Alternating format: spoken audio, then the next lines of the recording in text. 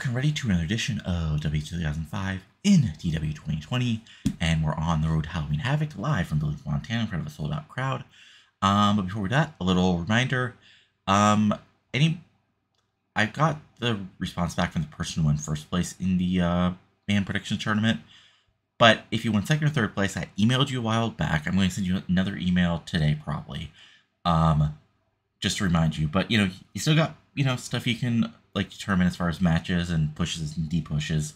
So yeah, I mean, again, if you've forgotten about it, there's one person who put their Twitter name, but I couldn't find them on Twitter. So again, I emailed you, both of you, with the email address you use to sign up on the challenge website. But yeah, so get back to me. Still time. Especially matches can obviously be maybe moved to another pay-per-view if it's too late after that. But regardless, just get back to me, and because I like challenge of people telling me to push and de-push people or make matches and all that other fun stuff. Anyway, now on the show. The show starts out with Deadpool and I guess Raven's Nest in the ring, and out comes Eric Bischoff. And Bischoff says, "We are in a battle with Revolution.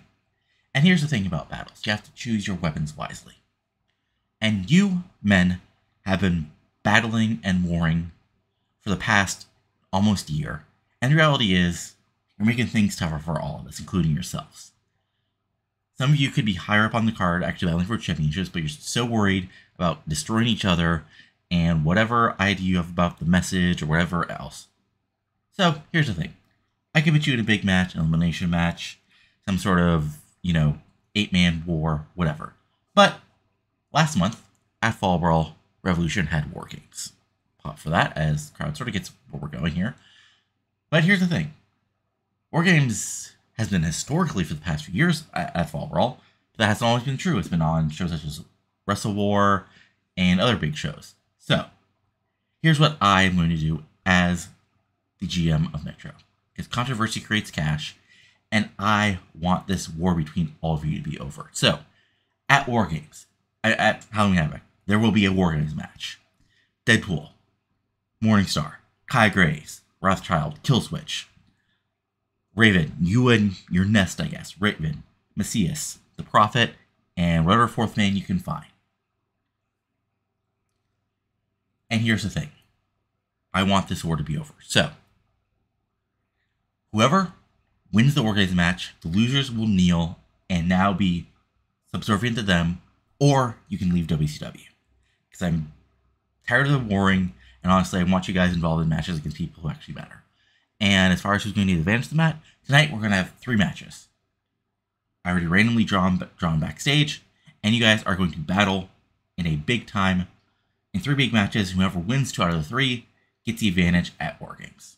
And one of those matches is going to be start right now. It's going to be Raven versus Rothschild.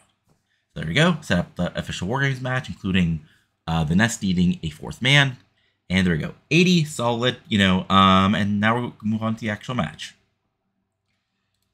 And, okay, actually, surprisingly, Rothschild and Raven have great chemistry. Interesting. So yeah, I mean, this is basically a big old, brawl. They just battle. There's cookie sheets, there's a chair, not quite a table bump, maybe some kendo sticks, and eventually Raven, it says it's a pile driver, but we know he gets the even flow DDT here after 7 minutes and gives his team a 1-0 advantage. So fun little match, and, not the end of the world for Rothschild, but, the heels get the victory, the Nest get the victory here and take a slight advantage. Raven gets a 76, Rothschild gets a 61, and like I said, they get great chemistry. And, of course, Killswitch runs in to sort of do an attack. But afterwards, Raven slips away as the announcers put over, it's going to be 3 big matches here at Nitro. And then after that big announcement in the match, the announcers put over a big 6-man main event tonight as Eddy Guerrero will team up with Ninkyo to take on the tag team champions of the Hardy Boys and Shine O'Hare. As, it's a big 6-man main event as it gets to 73, and we then move on. And we cut backstage to an interesting segment. Well, I guess the crowd didn't care as it got a 42.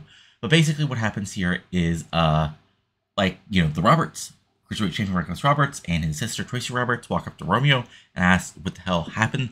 Why did the hell did you come after me? And Romeo says, it's pretty simple. I was using what I have to my advantage the past few weeks. And I thought after I helped you out, I'd get a title shot out of it, and I heard nothing. And you guys threw me away.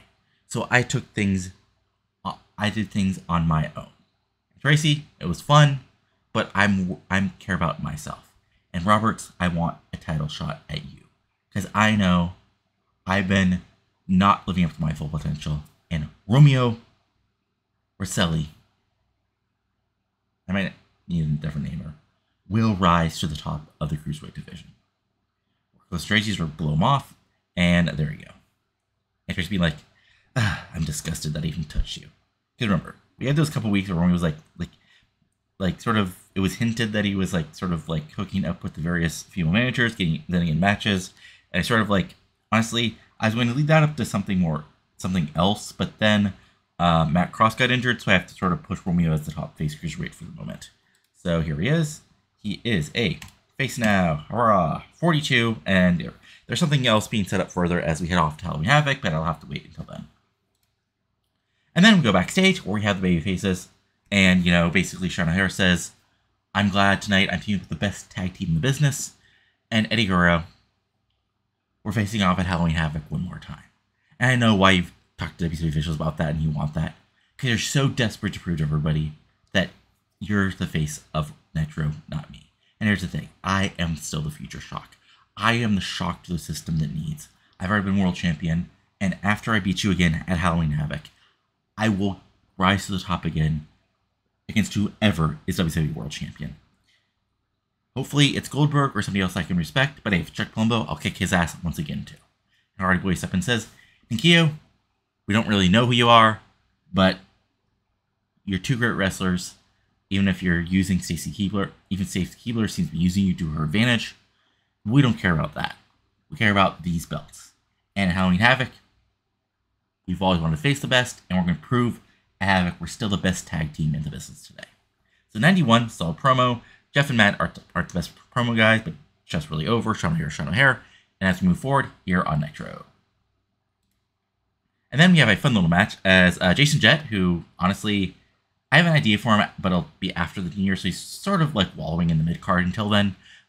Takes on Brother Rey. Brother Rey, like, sort of gets a look impressive. Like, Jason Jett gets his spots, and, he gets a little bit of cheating, a little bit of, like, big moves, Bulldog, DT, maybe a attempt at oh god, what's his finisher? And whatever, But Brother Rey takes advantage. Eventually, spear, clothesline, lariat, big suplexes, full Nelson, Brother Rey bomb, I guess.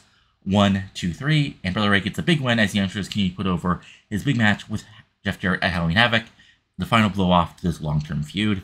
This gets a 70, solid match. Brother Rey gets a 79. Jason Jett gets a 70. But then the interesting thing is post-match. As Brother Rey is celebrating, out comes the entirety.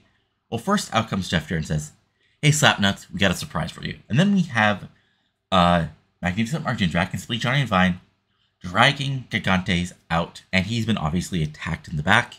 And Jarrett says, "Slapnuts, we're sick and tired of you having all this help and thinking you're better than us. Because we are the chosen few. I'm the leader, and these two men are the future of this business. At Halloween Havoc, in a cage, you're going to have nowhere to go as I take you apart and prove that you're nothing more than an overrated piece of street trash. And we just want to give you a little preview about what's going to happen to you." And then, well, Gigantes takes a bump off the ramp through some tables and sort of a crash pad. So, yeah, this is me basically writing off Gigantes because his contract is coming up soon and he's not that good and, like, he never really got over and sort of, like, wanted to leave up Brother Ray to be really just on his own. And this gets an 81 because I actually rated some folks. Probably maybe shouldn't have, but, gotta do this. Ends up building things up. And yeah, really building up the big, match at Halloween Havoc. Brother Ray, Jeff Jarrett cage match, and now, Truth seems to be doing his own thing. He's a US champion. Got his head taken out. Brother Ray seems to be all on his own. And then, then we cut back to the announcers. The announcers like, we have this piece of footage from earlier this week, which is quite concerning. And so we start with Bill Goldberg, like, basically at terms of, like, like, event with children. Goldberg is talking about, like, living your dreams, working hard, how he, talking about his past. He was a football player. He didn't know what he was going to do. He got into pro wrestling, and now he's, former world champion and the man. And then we hear a motorcycle pull up, and here's Chuck Palumbo, your WCW world champion, alongside with Raven Reign. And he, like, sort of just, like, chuckles and says, "Kids, here's the truth. You want to be Bill Goldberg? Be a muscled up freak that W officials want to get behind and give every opportunity to. So, make sure the guys in the business suits want you at the top, and you'll be at the top. Because life isn't fair. And Goldberg will tell you it is if you just work hard and your dreams and take your vitamins and all that BS. But really, Goldberg, you're nothing more than a creation of the guys in the business suits, of Eric Bischoff and everybody else. I scratched and clawed up to the top. I was thrown away. I was a lost cause of some dumb idea about a bunch of young guys. And I was supposed to fade away in the background and end up wrestling on the indies or out of this business. But I refused to do that. I became something more. And kids, listen to me. Listen to a man who's actually been successful instead of a guy who hasn't done anything significant in WCW in years. Goldberg, steps up and says, "Listen, you shut the hell up and you get out of here now. Or else you prove how much of a violent thug you are in front of these kids. You prove you're nothing but a musclehead." And, Goldberg sort of pushes him. Goldberg's like, Palumbo sort of pushes him. Goldberg's like, "I'm the man, Halloween Havoc. I'm going to take that belt from you." And Goldberg turns away, and then Palumbo strikes and just walks from behind and begins beating him down in front of the children. The children! And before, we get, sort of security guards and various other people, dragging him off as Palumbo screams, "You're nothing, Goldberg. I'm going to prove to you you're nothing." So there you go. 99. Disturbing segment. And just, Palumbo gets to be a heel of heels. And then we go backstage where we have the heels. 96. Really good stuff. Eddie really, again, Kaz and Yang are there looking, their tough selves in the background. Kaz doing kicks. Yang, sort of doing, some movements. And Eddie steps in the keyboard and says, "You're in charge of these guys, right?" I say. Stacey says, "Yes. I was put in charge of them by Ninkyo to guide them to the top. I was very successful." And he's like, "Fine. If you want to go after the Hardys, that's fine. I've had my battles with Jeff in other places before. But don't get in my way, because here's the reality. O'Hare, just because of his size, can throw these guys around. And I don't want them costing me a win here." Stacey's like, "They're the best tag team in the business. They can take care of O'Hare." And he's like, "Holmes, I don't care if you think that. I'm a former world champion, and these guys were lost in the morass for months. I'm grow family value, stay the hell out of my way, show off your pretty legs, and realize this is my match. And I'm going to remind Sean Hare why I was the biggest free agent signing in WWE's new history, and why I came in and became world champion. And Halloween Havoc, O'Hare, I'm going to beat you and move past all this BS. So Keebler, look pretty, stay out of my way." Stacey's like, "I'm more than just some pretty face and legs. Maybe you are, but that's all I need from you right now." So again, heels don't get along because they're heels. Good stuff. 96 and building up the main event later tonight. Then we have, okay, this was not a good match. Okay, here's the thing. Missy is not happy about this. So Missy and Kai Graves, of course, have another wild match. This is just, again, even more cookie sheets, chairs. There's a table bump here. Killswitch runs in, and goes after Macias. Macias fights him off, but that allows Brashauer to come in and knock him from behind. And that gives Kai Graves just enough advantage to hit his big finisher, which I still haven't renamed, and actually get the victory over Macias to tie things up 1-1. And yeah, Macias is not happy about this. I'm going to have to pay him a lot of money after this match to keep him happy. Because again, that's the one thing this game is bad at. There's some criticisms I agree with, some I don't agree with. One thing this game doesn't get is basically be able to argue, look, this is a TV angle, and yes, you're losing, but you're being completely screwed over And I get it, because, like, even some wrestlers would never want, like, you know, your Hulk Hogan's, but, like, most wrestlers understand it's a TV match, it's setting up something bigger, and it's fine to do a job after massive interference. But hey, that's why the money's also there, so I can just pay him off. Regardless, Kai Graves gets the win here. This gets a 46. Kai Graves gets a 50. Macias gets a 77. I wonder why it got a 46 then. Okay.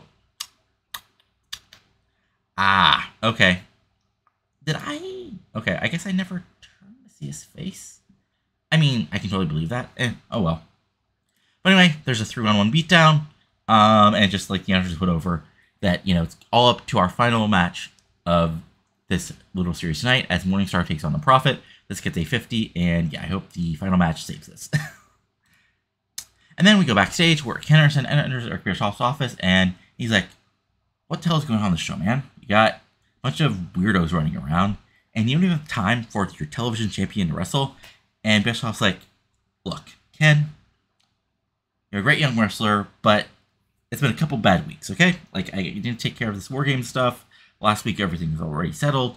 But really, like, I'll find a spot for you next week, I promise. Ken, look, you better, or I'm going to make a spot for me. Because I'm an asshole. I'm going to make sure I make my mark here on Nitro as a television champion. And Bischoff sure was like, yeah, sure, whatever, because he's heard it all before. And Eric Anderson walks away. This gets an 80, and sort of builds up that Anderson should have a TV title defense next week on Nitro. And then, in the ring, we have, of course, our segment we do pretty much with all our matches. As Prince Osei says, look, you're both young men. You have a lot to look forward in this business. So just step down, allow us to win, and we'll make sure all the riches of Ghana are afforded to you. And then he gets double chalk by Hart and Evans. 60, and this is a perfectly solid tag match. And this is just a way to give Evans, like, honestly, like, you know, Osei gets to hit some moves, Skipper gets to fly around, but Hart Legacy get the win here after a couple minutes. Like, there's some decent high spots here, you know. Skipper probably hits a big old dive and a wacky, you know, tope con hilo, but eventually Hart Legacy take over, and Teddy Hart gets the big win, you know, over Skipper. This gets a 67. Again, just a solid win. Give Hart Legacy a win.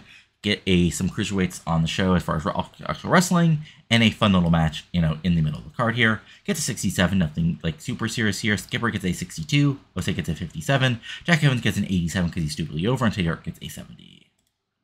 And then the faces celebrate to 70 as the entrance put over. They may be right back on the right path as a tag team. And then we go backstage where the Truth is hanging out as US champion, and Mike also sets up and says, I just talked to Bischoff, and he's agreed I deserve a rematch after getting the win last week, after pinning your ass.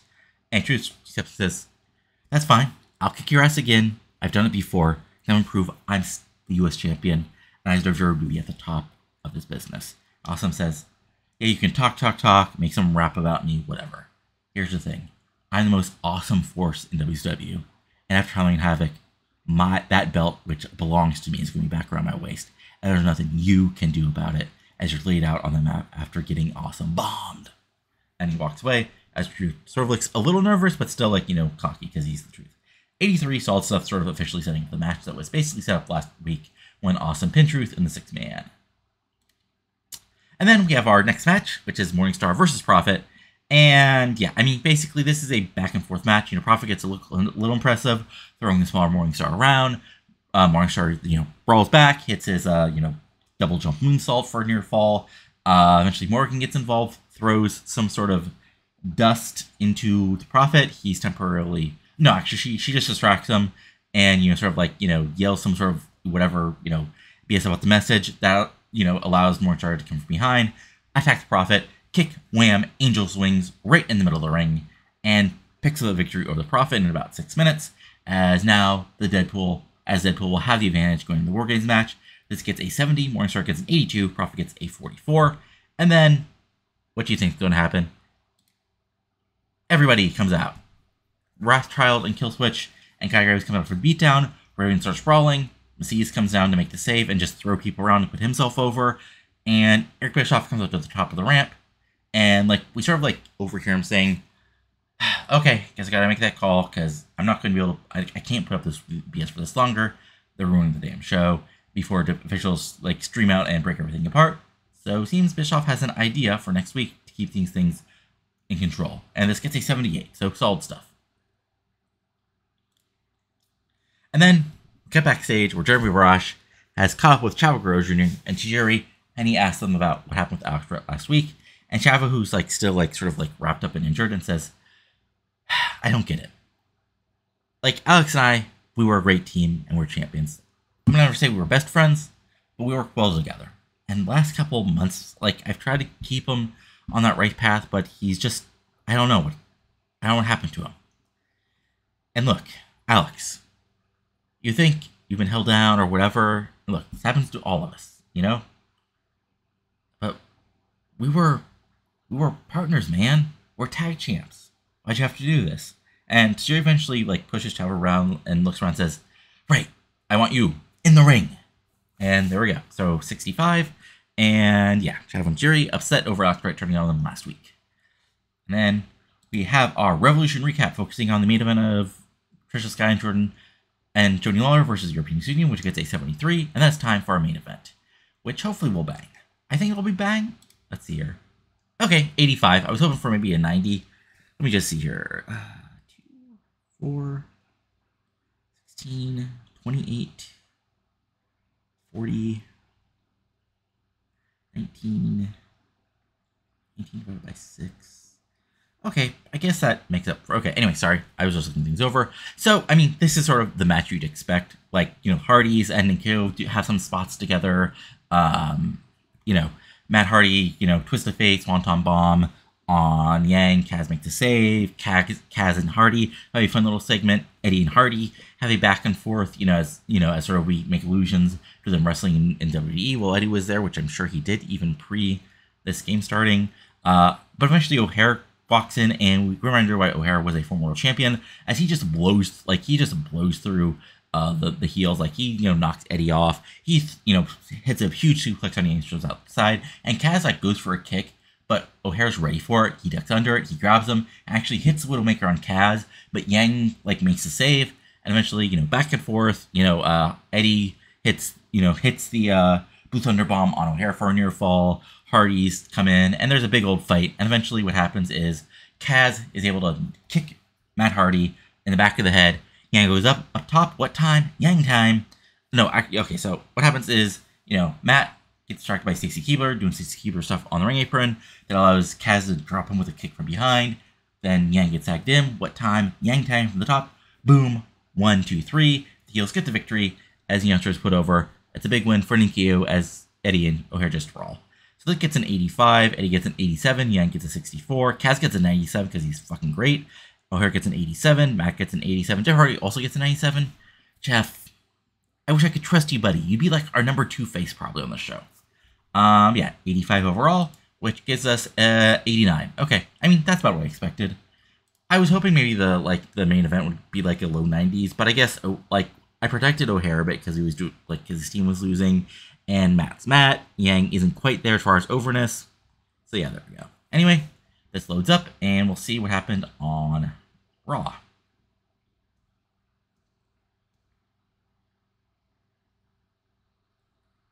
Loading. Gotta love it. Gotta love your loading.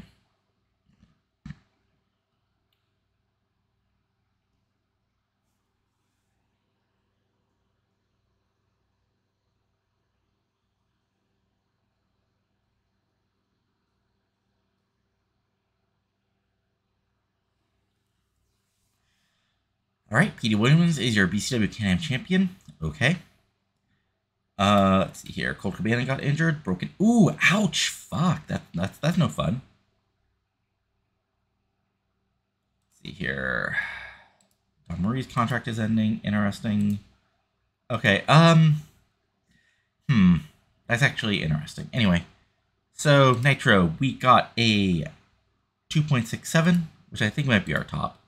And Raw got 2.95. So they had Grandmaster Sexy defeating Adam Jacobs by DQ, CM Punk defeating Charlie Haas, Crash Holly defeating Sandman, Amber James, Veronica Vane defeating Jamie Keys and Elizabeth Love, Rick Steiner and the EPA defeated Finley and TNA. I mean, that's a very stiff match. Vampire defeated DDP and Skyfall Cable Lion in 71, and the main event of Edge and Angle defeated Big Show and Chris Jericho in a random 99. Fun stuff. Yeah, outside of that, okay. So yeah, let me actually see here. Dawn Marie. Okay, so her current contract is for $10,000 a month. What would she even want? Okay, so she'd want $12,000. I mean, here's the thing: is her stats are kind of meh. Like her charisma's okay. Like her start quality though is and I mean she's and honestly, well, yeah. Let me look at her popularity real quick here. Track progress. I mean, yeah, she's gained about 10 points probably just from being around. I'll have to think about this one because yeah, she's been here since basically 01, back in off and on. So yeah, I'll think about this. Anyway, I'll be back in just a second with Revolution. All right, and now let's welcome to Revolution live from the Energy Solutions Arena in Salt Lake City, Utah, in front of a little over 17,000 people. As the announcers, we get the big graphic. It's the rematch from Fall Brawl. Rey Mysterio Jr. gets his shot to take back the World Championship from Chuck Palumbo. This gets 70. Then we go to the ring for our opening contest.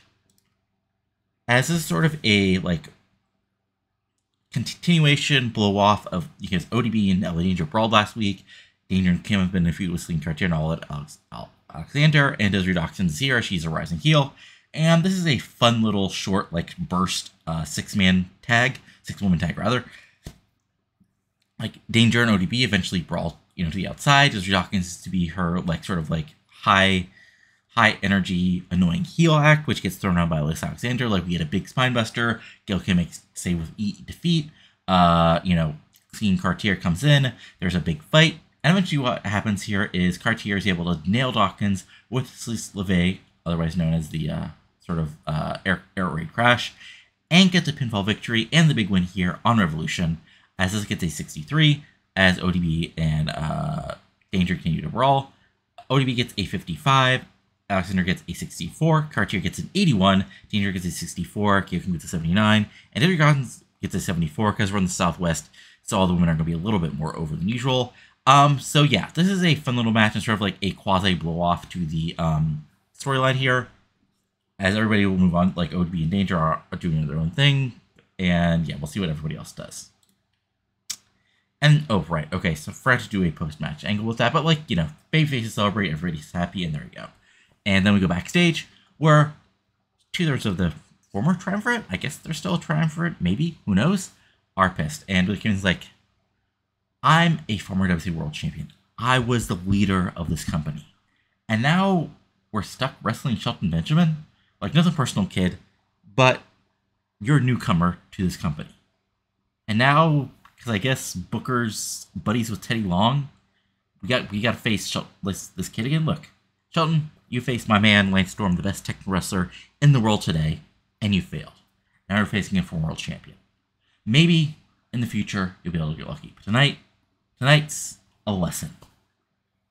So 78 saw a promo putting over it's Billy Kidman versus Shelton Benjamin later tonight.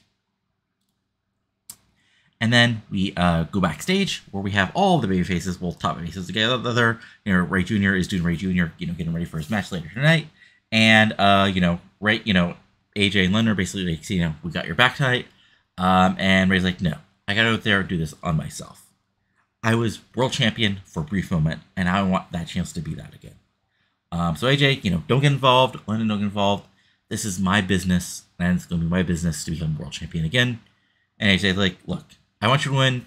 I have nothing more for my world title match because my call shot be against the best wrestler in the business today. So go out there and kick some ass, Ray. He's like, thanks. And, basically, Ray's going to be on his own tonight as this gets an 82. And then we have a fun little promo as Sonny Siaki comes down and basically says, Sonny Siaki proved last week why he is the biggest rising star in this business, why Sonny Siaki is the biggest rising star in this business today, as he helped Monty Brown defeat Paul London and Dean Malenko. And Sonny Siaki wants an opportunity, a chance at greatness tonight. So somebody come out here and so I can defeat them. Out comes your television champion, Ken Anderson. And Ken Anderson's like, look, you're weirdo talks to the third person. And I'm the rising star in the business today. That's why I'm TV champion. Honestly, over in the other show, they can't even book me for the match. So if you want an ass kicking, well, I'm an asshole who's happy to give you an ass kicking tonight.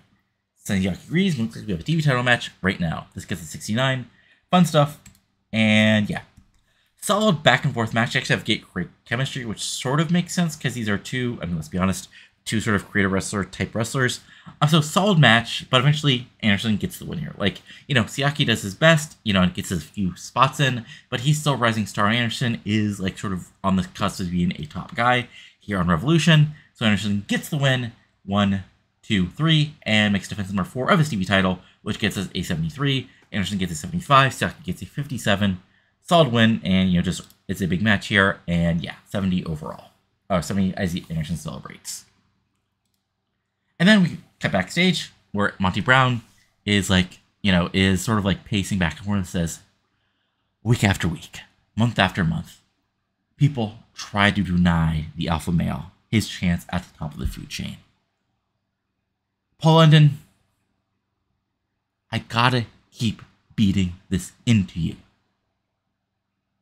You're a talented wrestler, but I'm bigger, I'm badder, and if you get in my way again, I will destroy you once and for all.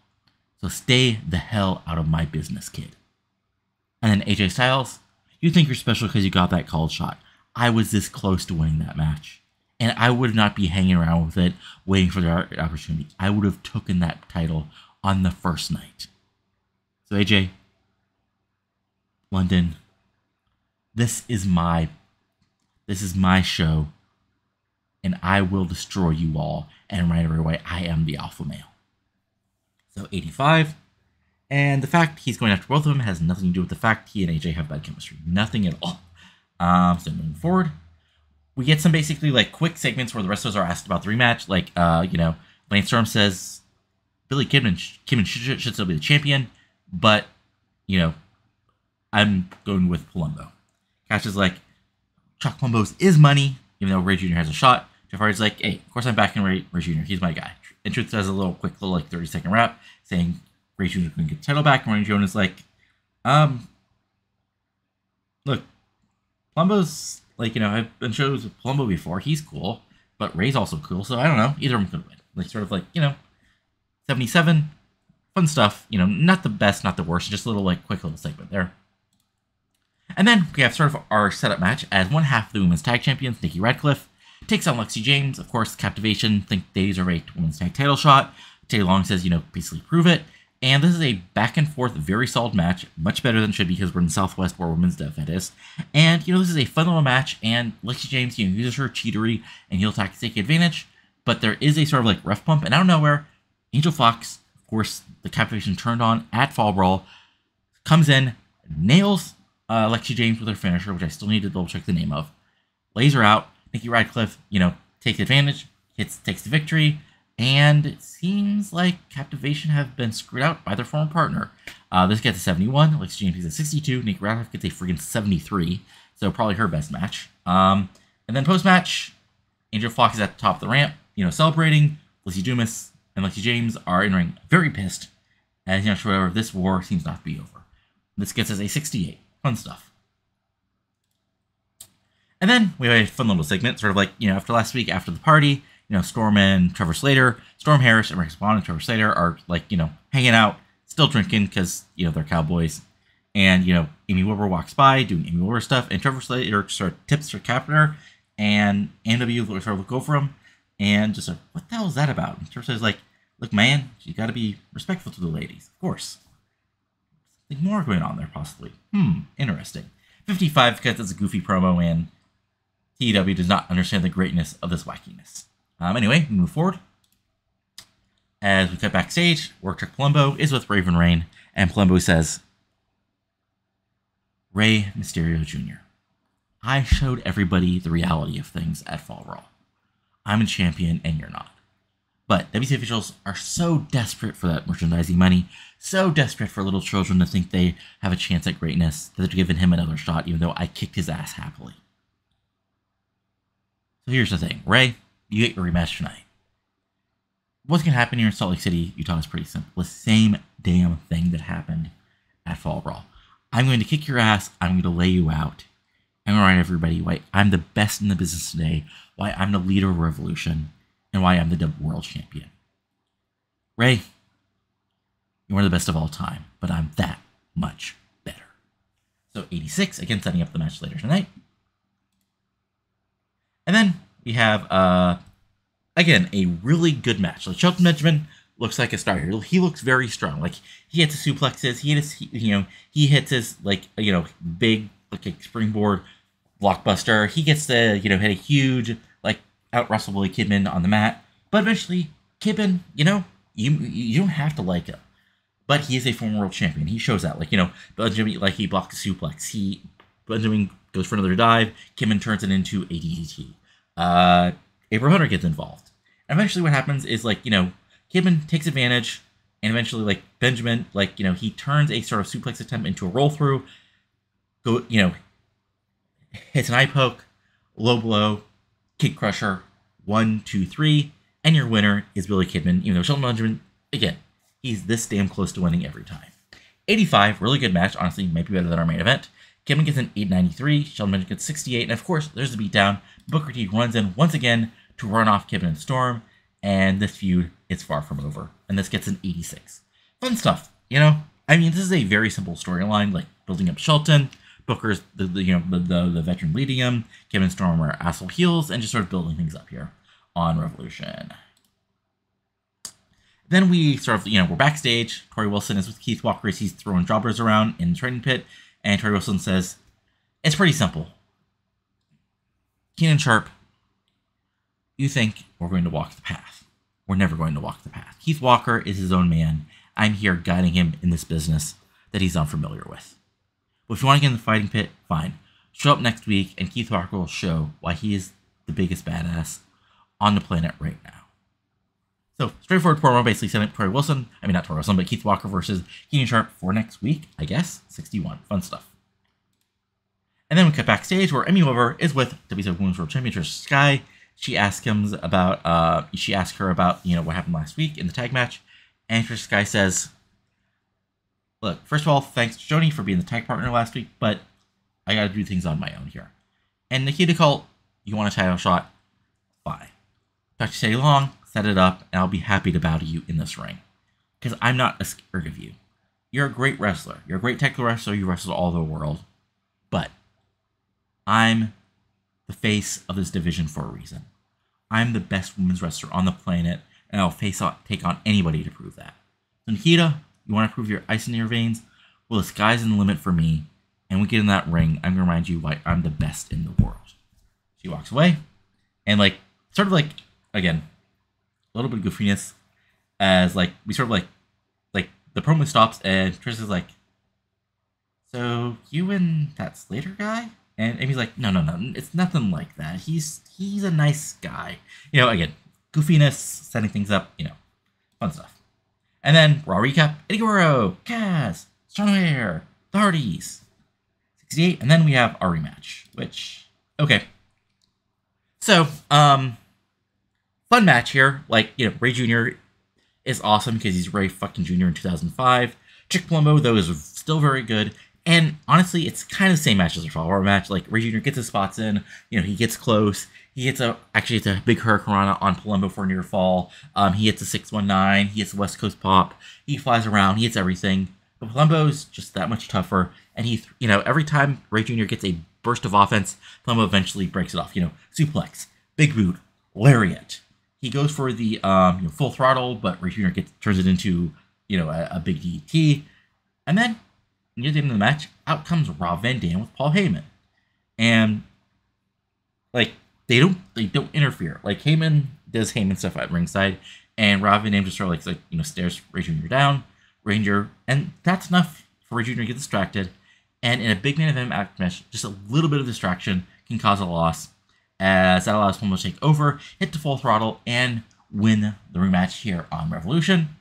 This gets an 86, Rey Jr. gets a 96, Palumbo gets an 84, and then the beatdown is on. Rey Jr., Palumbo picks him up and hits another full throttle to the boos of the crowd, and then in comes Rob Van Dam. Rob Van Dam and Palumbo have a stare down, and then it's a 2-on-1. The entrance put over. Paul London and AJ Styles already left earlier tonight. And it looks like there's going to be just a complete beatdown here. But then the crowd pops as somebody jumps the rail And as Palumbo turns around to the sound of the noise, somebody gets in the ring and spears Chuck Palumbo right out of his boots. You know, crowd goes nuts. It's Goldberg. He's not on Revolution. But Goldberg's here from Nitro, and he's going after his opponent at Halloween Havoc. He has saved Rey Jr. here tonight. You know, RVD backs off, not his business, and there we go. Goldberg shows up on Revolution to attack Palumbo to get revenge for what the hell happened on Nitro. 96, good stuff, and overall, this gets us an 88. Really good show. I like the main event, building up the storyline, putting over, it's Palumbo, it's Goldberg at Halloween Havoc, all that fun stuff.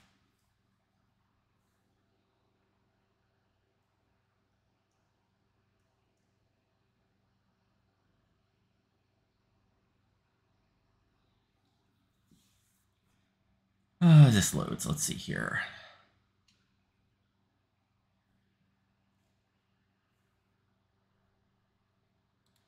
Head color is injured. Oh, that's sad. Okay. Let's see here. Yeah, Stevie Ray's contract. Okay, Goldberg. I mean, what do you have against Allison Carino? Oh yeah, Johnny Ice. Johnny, she is a woman. Women are smaller. Yeah, Fit Finley's also officially gone. He signed with WWE a while ago, so we stopped using him. Stevie Ray's contract is ending. Here's the thing. If I fire him, if I just don't resign a contract, Booker will be fine with it, probably. So that's what I'm probably going to do. But anyway, let's see here, WWF had SmackDown. So they had Justice defeating Chains in a tables match, sure. Rikishi defeating Spike Dudley. That's Scott Hall and Streets of Suburbs defeating. Oh yeah, there's a new stable, the It Crowd, which is Val Venus, Funaki, and Mark Henry. Sure. Scott Steiner killed Jerry Sags. Kane defeated Steven Richards. Billy Gunn defeated Christian in part 80 zillion of their match history there to an 85. In the main event, Brock and Benoit defeated Regal and Undertaker in a cage match. Sure. 91, solid stuff. Nothing else really going on there. So if we go to our DevFed, NWA Wildside, TV show, nothing really of note. Matt Morgan, Austin Creed, these guys are slowly getting there. And Kento Suzuki is here. He's still Kento Suzuki, which means he's not very good. And yeah, that's about it. And for the weekly house show, again, Suzuki and Rick Michaels, Morgan and Creed, slowly getting there. Adam Ortiz is somebody who I might bring up just to see if he does anything on the main roster, even though he's a regen. And yeah, that's really it for now. If we go to AWQ, let's see here, where are you? There you are. So, weekly show, right, I think. I always forget what I show you guys next. Okay, so yeah, they did have Ladies Night, which I showed you. So then they had Emi Sakura and Carly Chambers defeated Annette Blanchard and Madison Eagles in a fun little match. Emi's down here also just working with women. Miss Molly defeated Cindy Rogers. Portia Perez, Amazing Kong, Ariel defeated Tracy Taylor, Millie Holosaki, Madison Sinclair. Yeah, Millie Holosaki is great, but she's she's just there. And main event, Michelle Cole defeated Becky Bayless. Sure. And also, yeah, we're doing those shows on our network for now, just as sort of a way to give them some experience. So outside of that, oh right, so then we had HWA. They had a big show. Darren Corbin / Young. That's Darren Corbin, not Baron Corbin. Defeated Aaron Stevens and Chris Mordeski. So there we go. Jorge Estrada and I think he's 17. Yeah, 19-year-old Mustafa Ali, who was not this big of an indie guy at this point. Defeated Chris Cage and the Indian regen who WWE has. Excalibur defeated Nick Mitchell. Ray Steele did Matt Stryker. Yeah, it's a thing. And their weekly show is sort of the same sort of stuff. Then we go to OVW. So OVW had their weekly loop. Not much of note. John Cena is there. Insane Dragon defeated Rory Fox, because sure, why not? If he defeated BJ Whitmer, Captain and Shark Boy retained the Southern Tag titles. Danny Doring retained the OVW title. Let's see here. Really anything else of note? BJ Whitmer defeated Andy Douglas. John Cena is still on the pre-show. And then they had a big show. Let's see here. Anything of note?